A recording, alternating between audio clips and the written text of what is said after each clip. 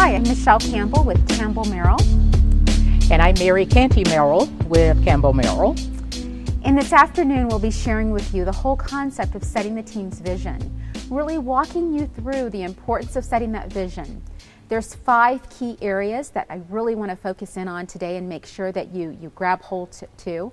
2 of those of the 5 begins with establishing the vision. What is the vision and how do we really begin to look at that? The second one is, once we have that vision, is testing the waters. The third one is...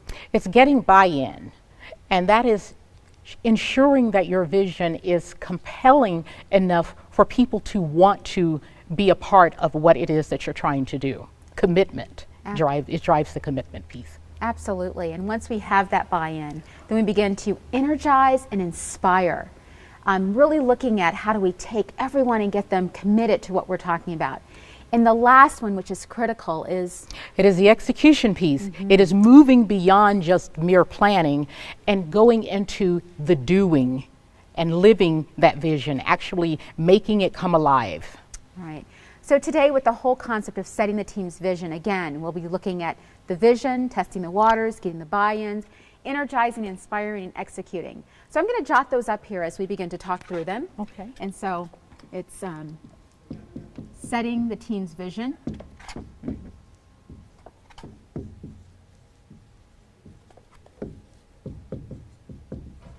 Okay, beginning to really look at what does that vision look like. And so the first one again, Mary, will you talk us through the first one again is? Okay, the first one here is establishing the vision. This really goes into preparing before you're taking the journey, you're spending time to prepare. It's shaping that vision, getting the vision very clear in your mind of what it is that you want to achieve. What do you want the group or the organization to achieve?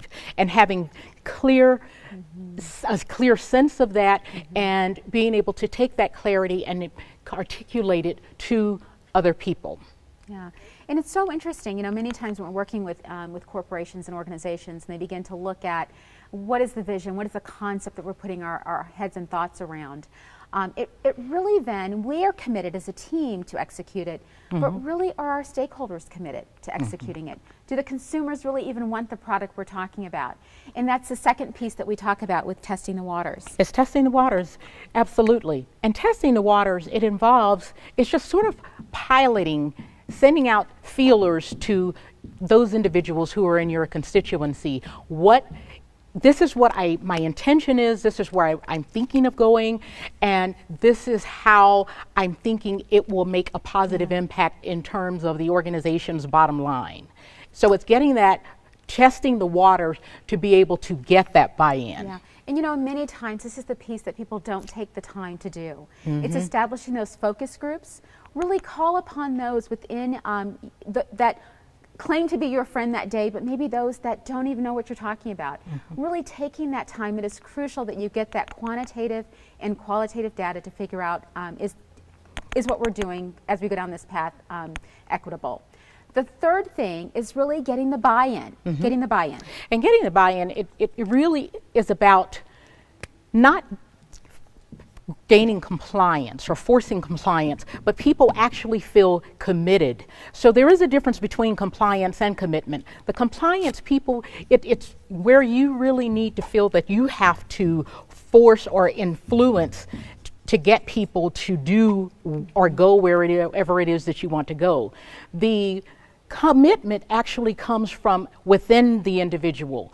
I'm willing to go here because I see the value of what the vision is, and I see how we can take this to maximize organizational effectiveness and to execute excess and what have you. So. And you'll have to realize at this point, when you have that commitment, when you are working with individuals and you're not necessarily dragging them along, but they're really committed and they're there to execute as a team, then and only then can you begin to say to the team, are we energized? Are we inspired? Are we all on the same page to really begin to move this process along? So there's a testing point now that we call the fourth one, which is energizing and inspiring. Mary, you want to talk about that? Now, to energize and inspire, first of all, your vision does have to be compelling. And once you've identified and you feel comfortable and your team feels comfortable that you have a compelling vision, you've got to be able to figure out, how do I energize the team to be able to move forward? Now, energizing is as unique as the individual. Some people are energized and inspired by one thing, and then others, it might be something totally different. And so you have to really determine what drives and what inspires, what energizes each individual on that team for him or her to be able to maximize their contributions. Yeah, and you know, Mary, I think that's key, maximizing the contribution. Really, what is my commitment? What's my buy-in? How is it that, and why is it that I want to continue to spend time on this project? This fourth point is very important as we do that. The last piece, which is really critical, is the execution. So the execution piece is, we need to get this done.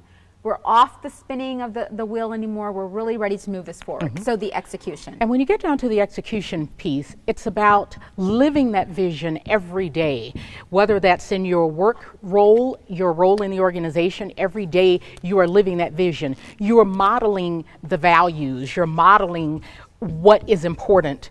And people understand that this is the way that we are going to go, because you are modeling that.